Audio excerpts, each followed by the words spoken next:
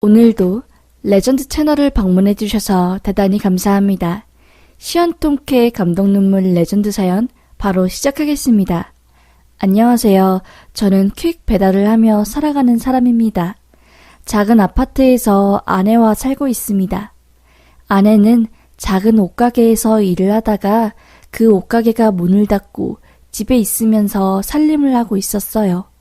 안 그래도 어려운 형편에 아내까지 갑자기 일자리가 없어지니 버티기가 힘들더라고요. 아내도 스트레스가 이만저만이 아니었어요. 원래 아내의 꿈이 패션 디자이너였는데 가정 형편 때문에 대학을 졸업하지 못했어요. 그래도 항상 옷에 대한 애정이 가득해서 버는 돈의 50%는 옷이나 액세서리를 사는 데 썼거든요. 없는 형편이지만 아내는 옷을 사면서 스트레스를 풀고 우울감을 달랬기에 말리지 못했어요. 사실 아들이 하나 있었는데 9살 때 스쿨버스에 치여 하늘나라로 떠난 이후로 아내가 거의 제정신이 아닐 정도로 폐인이 되었거든요. 아내가 유일하게 숨통을 트일 수 있었던 게 쇼핑하고 꾸미고 백화점 가서 신상 옷 구경하고, 그때만큼은 아내가 처녀 시절로 돌아가 꿈 많던 그때의 기억 속으로 빠져들어서 현실의 아픔을 잊을 수 있었거든요. 근데 아내가 일을 그만두고 수입이 없는 상황인데도 버는 돈도 없는데 자꾸 옷에 돈을 쓰니 저는 참다 말했습니다. 여보 스트레스 받는 거는 알겠는데 그래도 대출 이자 다달이 나갈 것도 있고 관리비 내는 것조차도 부담스러운데 옷 사는 건 좀 자제하면 안 될까? 여보가 어떤 마음으로 그러는지는 내가 충분히 알겠는데 이젠 나도 버거워 라고 하자 아내는 갑작스러운 저희 말에 당황스러워하더니 알겠어, 줄여볼게. 근데 이게 내 맘대로 되는 게 아니잖아. 새로운 옷 입을 때면 근심 걱정이 전부 없어지고 내가 세상의 주인공이 된 것 같단 말이야. 초라하게 있으면 내가 보잘것없는 것 같고 사람들이 자식 잃어서 미친 여자라고 욕할 것 같은 기분이 들어. 나도 자기가 뭔 말 하는지 알겠어. 노력해볼게 라고 하며 눈물을 글썽이더라고요. 아내도 참 안 되었지요. 아들을 잃고 어떻게든 살아보겠다고 아등바등 살면서 취미도 없고 일만 하는데 유일하게 스트레스 풀 수 있는 게 옷 쇼핑뿐이었으니 마음이 아팠죠. 내가 번듯하게 대기업 다니거나 돈이라도 많이 벌면 우리 와이프 행복하게 쇼핑하면서 살 수 있게 할 텐데 도리어 능력 없는 내 자신이 미워지고 한스러웠습니다. 그렇게 아내는 저희 권유에 쇼핑을 줄이는 듯 했어요. 그만큼 아내의 얼굴은 어두워져 갔지요. 고졸의 나이도 있으니 어디 마땅히 취업할 곳도 없고 하루하루 우울해져가는 아내 때문에 저는 나날이 걱정이 늘었습니다.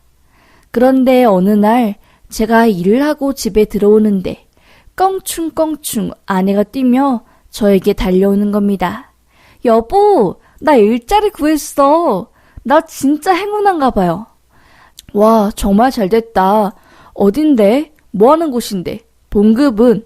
이라고 하자마자 아내는 놀라지 마. 우리 집에서 5분 거리야. 집 앞에 있는 철제 건물 뒤에 있는 세탁소 있지?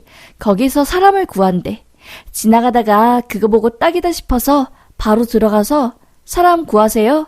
라고 물어보니까 그렇대. 아싸 가오리 하고 지원했는데 오늘 저녁에 바로 연락 오더라고 하는 겁니다. 참 다행이다 싶었어요. 와이프가 돈을 벌 수 있게 되니 숨통이 좀 트이겠다 생각했지요. 그렇게 아내는 그 다음날부터 바로 그 세탁소에 일을 하러 가게 되었어요. 아내는 그곳에서 출근한 이후로부터 하루하루 너무나 행복해했습니다. 자기야, 난 정말 옷 관련 일을 해야 하나 봐. 여기서 일하니까 세상에 너무나 다양한 옷을 많이 보고 연령에 국한되지 않는 옷들이 들어오니까 너무 재밌어 하면서 환하게 웃는 겁니다. 속으로는 참 신기하다.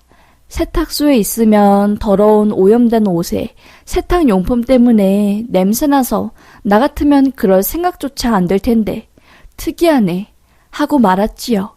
그런데 아내가 그 세탁소에서 일을 한 이후로 집에는 아내의 옷들이 점점 쌓여져 갔습니다. 정말 병적으로 아내는 옷에 대한 집착이 심해졌어요. 세탁소에서 퇴근하고 집에 오면 옷장에 있는 옷들을 전부 싹 다 꺼내서 다 입어보고 아주 집에서 매일매일 패션쇼가 펼쳐졌지요. 저도 처음에는 그러려니 했어요. 너도 참 대단하다. 옷이 그렇게 좋디? 옷이랑 같이 살지 그래. 넌 나랑 결혼했냐? 옷이랑 결혼했냐? 정말 하면서 장난 반, 진담 반 섞인 이야기를 했지요. 그런데 점점 아내의 광적인 집착이 심해지는 겁니다. 안방에는 아내가 무작정 모은 옷들로 발 디딜 틈이 없을 정도였어요. 장롱 문을 열면 아내가 사놓고 입지도 않는 옷이 꽉 차 있었고 홈쇼핑과 각종 옷가게에서 산 옷들이 박스에 담겨서 이게 사람 사는 집인지 집 전체가 옷장인지 알 수가 없을 지경에 이르렀지요. 저도 일 끝나면 좀 쉬어야 하는데 온 집안이 옷으로 난리가 났으니 화가 막 치밀어 올랐지요. 그 와중에 아내는 여보, 이번에 80대 노부부가 모피코트랑 새하얀 모피조끼 맡겼는데 너무 가지고 싶어 진짜. 나 너무 탐나. 그런 거 사려면 백화점에서 400에서 500 줘야 한대. 여보, 나 진짜 너무 사고 싶다. 너무너무 가지고 싶어. 라고 하는데 그 말을 듣는 순간 열이 확 올라오더라고요. 당신 정말 적당히 해. 온 집안이 옷으로 꽉 찼어. 안방은 여보가 사놓고 안 입은 옷들로 빼곡하고 거실엔 자기가 맨날 옷 관리한다고 빨래 널어놓은 것 때문에 습기 차서 천장의 벽지가 울퉁불퉁할 정도야. 우리 형편에 400만 원짜리 모피코트 입는다는 게 말이 돼? 하루 종일 맨날 배달해도 한 달에 그 정도 벌까 말까 하는데 제발 이제 정신 차리고 좀 정상적으로 살자고. 언제까지 내가 참아야 하는데 제발 하면서 발칵 화를 냈어요. 그러자 아내는 갑자기 눈이 돌아가서 당신이 나한테 해준 게 뭐가 있어? 내가 내 돈 벌어서 옷 산다는데 왜 난리야? 우리 준우 보고 싶은 마음 옷으로 달랜다는데 그게 잘못된 거야? 당신도 내가 아들 잃고 정신 나간 미친년처럼 보이는 거야? 남들처럼 당신도 내가 미쳤다고 뒤에서 수군댈 거면 이혼해. 이혼하자고. 나도 지겹다고. 하면서 바락바락 소리 지르는 겁니다. 솔직히 저도 지칠 대로 지쳐서 그냥 반포기 상태로 그래 이혼하자 이혼해 하면서 발칵 화를 냈어요. 그날 이후로 저희 부부 사이는 정말 미친 듯이 냉전의 길을 걷게 되었습니다. 도저히 나아지지 않는 아내의 소비 습관 때문에 심각하게 이혼을 고려하고 있을 때 갑자기 일이 터진 겁니다. 아내가 일하는 세탁소 옷 보관하는 장소에 불이 활활 난 겁니다.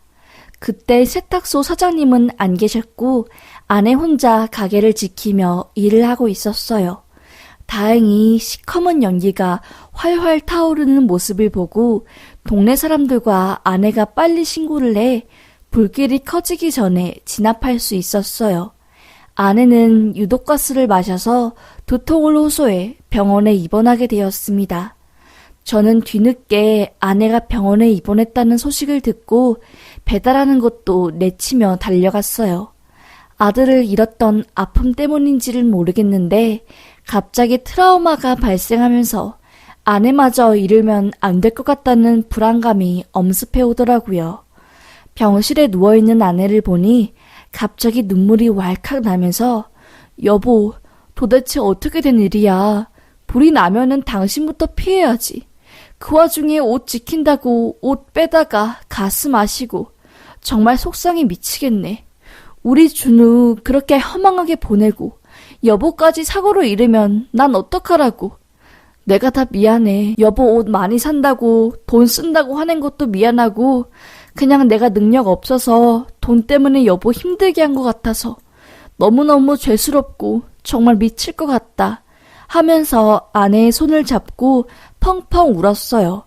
아내는 그런 저를 보고 살짝 미소를 지으며 괜찮아, 난 괜찮아 라고 하며 오히려 저를 안심시키더라고요.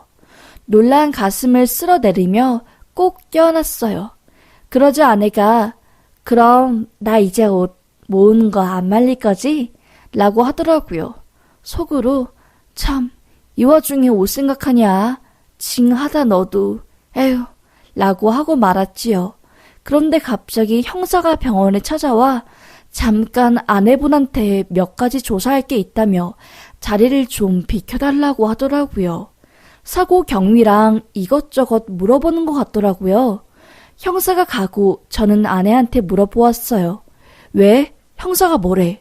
좀 무섭다 라고 하니 아내는 별거 아니야. 그냥 뭐 어쩌다가 불난 거고 그때 뭐하고 있었냐고 물어보더라고 라고 하며 말을 얼버무리더라고요. 아내는 회복을 위해 며칠 더 병원에 입원해 있기로 하고 아내 병실에서 하룻밤 자고 전 배달일을 다시 하러 가기 위해 병원을 나섰어요. 집에 잠깐 들어가서 씻고 나가려고 하는데 집 화장실 욕조에 비닐로 쌓인 옷더미들이 보이는 겁니다. 못 보던 옷들이었어요. 이게 뭐야? 또 그 사이에 나 몰래 옷을 산 건가? 하고 비닐을 확 젖히는데 그 안에는 꽤 비싸 보이는 모피코트 옷들이 쌓여 있는 겁니다. 이게 뭐야? 인조 모피인가? 어디서 났대? 그렇게 모피 가지고 싶어 했더니 결국 손에 넣고 마는구나. 대단하다 대단해. 하고 있는데 갑자기 누가 문을 쾅쾅 두드리는 겁니다. 이 시간에 누구지? 하고 문을 열었는데 세탁소 사장님이 문 앞에 있는 겁니다. 저는 아니 여기까지 어쩐 일로 오셨어요? 가게 불난 것 때문에 정신 없으실 텐데 라고 하니 갑자기 그 세탁소 사장님이 쪽지와 사진 수십 장을 건네는 겁니다. 아니 이게 뭐요? 라고 하니 사장님은 읽어보라는 눈빛을 저에게 보내더라고요. 뭐지? 하고 주섬주섬 봉투를 열어 사진과 쪽지를 확인해보는 순간 제 눈을 의심했습니다. CCTV 장면을 캡처한 그 사진에서는 아내가 세탁소에 있는 모피코트와 여러 장의 옷을 100리터 쓰레기 봉투에 넣고 바리바리 챙겨가는 모습이 찍혀 있었어요. 이게 뭐지? 대체 뭐하는 짓이지? 하고 한 장 한 장 넘기는 순간 더 기가 막히는 모습들이 찍혀 있었습니다. 아내는 100리터 쓰레기 봉투에 옷들을 가득 담고 잠깐 가게 문을 잠그고 어딘가로 향했어요. 그러고서는 다시 가게로 들어왔고 아내는 가게 뒤쪽으로 가서 무언가를 하더니 갑자기 순식간에 뒤쪽에 불이 붙는 겁니다. 불이 붙고 나서 아내가 가게 앞쪽으로 걸어 나오는데 그때 아내의 얼굴에는 미소가 띄어 있었어요. 온몸에 소름이 끼쳤습니다. 대체 이게 뭐냐고 그 세탁소 사장님께 물었지요. 그러자 사장은 말하더라고요. 잠깐 집 좀 들어가서 확인 좀 할 수 있을까요? 라고요. 일단 들어오라고 했지요. 그러자 그 사장은 안방 거실을 둘러보더니 마지막으로 화장실을 딱 보는데 갑자기 화장실에서 쌍욕이 들려오는 겁니다. 저는 화들짝 놀라서 아니 무슨 문제라도 있습니까? 라고 하자 욕조에 한가득 담겨있는 옷들을 보며 저에게 말하는 겁니다. 여기 욕조에 있는 옷들이 당신 와이프가 세탁소에서 훔쳐간 옷입니다. 라면서 소름 끼치는 이야기를 해주는 거예요. 알고 보니 와이프는 세탁소에 있던 모피 옷들이 너무나 탐나서 훔쳐올 계획을 꾸민 거예요. 그냥 훔쳐가면 걸릴 게 뻔하니 훔친 다음에 세탁소에 불을 질러서 옷이 불에 연소되어 없어진 것처럼 꾸미려고 했던 겁니다. 그런데 생각보다 불이 빨리 진화되고 가게 앞까지 번지지 않아 CCTV 자료가 다 남아있었고 아내가 미처 보지 못한 창고 안쪽에도 카메라가 매달려 있어 아내의 무시무시한 계획은 전부 다 탄로가 난 거였습니다. 옷에 광적인 집착을 하더니 결국엔 해선 안 될 범죄짓까지 저지른 거였지요. 손이 덜덜 떨렸습니다. 사장은 말하더라고요. 내가 이 CCTV 자료 가지고 경찰에 먼저 가기 전에 그쪽한테 말씀드려야 할 것 같아서 왔다고. 아무리 생각해도 도저히 용서할 수가 없을 것 같다고. 어떡할 거냐고 말하더라고요. 저는 너무 황당해서 하염없이 눈물만 흘렸어요. 그냥 내 아내가 이런 짓을 했다는 게 믿겨지지가 않고, 이런 사이코랑 한 집에서 살았다는 게 온몸에 소름이 끼칠 정도였고요. 한참을 아무 말 못하다가 저는 용기를 내 사장님께 말씀드렸습니다. 너무 죄송합니다. 입이 10개라도 할 말이 없어요. 감히 용서해달라고, 선처해달라고 말할 수 없네요. 예전부터 옷에 대한 욕심과 집착이 심했던 아내가 시간이 흐를수록 광적으로 집착을 하고 온 집을 옷더미로 쌓아놓을 정도로 증상이 심해져 이혼까지 고려했거든요.